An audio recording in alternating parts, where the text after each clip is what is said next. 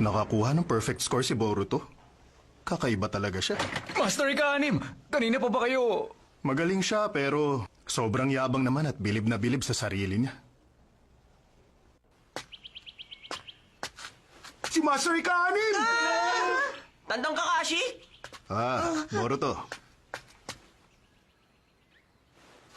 Ano ka ba? Kapag may ibang tao, tawagin mo akong Master Ika-6. Ayaw mo nun pero... Okay, sige na nga. Siya nga pala, anong ginagawa niyo rito, Tandang Master Ika-6? Anong ginagawa ko rito? Nandito ako dahil ako ang proctor nyo. Ano? Si Master Ika-6 pala ang proctor natin? Hindi ako makapaniwala. Nagpunta siya para malaman kung gaano ako kalakas, ha? Ayos to! Nandito ang sikat na batang genius ng Kono ha, na naging Jonin nung 12 years old lang siya. Ang Ika-6 na Hokage, na nagtaguhin ng kapayapaan pagkatapos ng digmaan. Kainis naman, lalo lang itong naging abala sa akin. Nakakatawa naman ang mga reaksyon niyo. Relax lang. Para sabihin ko sa inyo, retired na si Tandang Kakashi. Sinabi ng Master Ika-6 eh. Tsaka hindi naman natin siya kalaban eh. Kilalang kilala ko ang bawat isa sa inyo.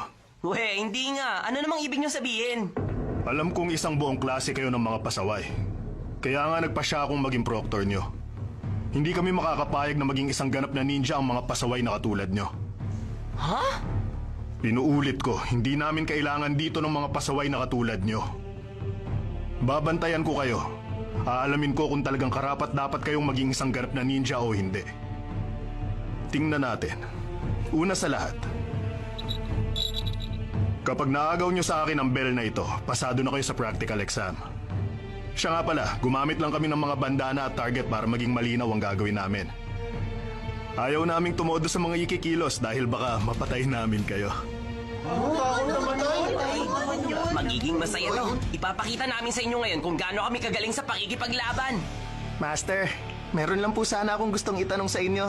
Isang bell po para sa isang estudyante, tama ba? Mali ka. Ano po? Ang sabi ko, isang bell lang ang aagawin nyo sa atin. Teka, sandali lang po. Ibig niyo bang sabihin sa isang estudyante niyo lang ibibigay ang bell na yan? Kung ayaw mo, edi huwag kang sumali. Kaya lang, automatic na bagsak ka na. Sa panahong ito, marami na kaming mga tauhan. Hindi problema sa amin kung walang pumasa sa inyo. Ano? Ano? Bakit ganoon? Sobrang gulo niyo naman. Anong magulo ron? Makinig kayo.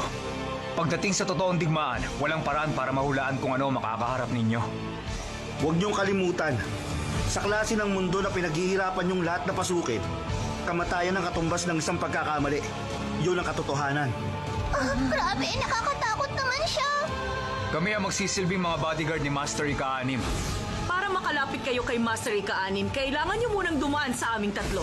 Wala kaming planong gawing madali sa inyo ang lahat. Ngayon, alam nyo na. Hindi rin kami magpipigil kaya kailangang sugurin nyo kami na may intensyong patayin kaming apat. Ipakita nyo sa amin kung paano nyo ito maipapasa.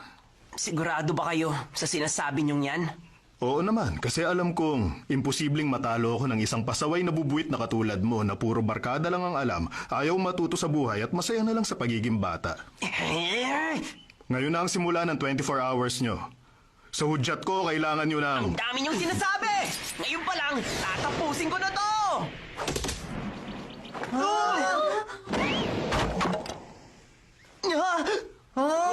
Walang kwenta. Para kang tatay mo, maikli ang pasensya. Di bali na nga. Pwede na kayong magsimula ngayon.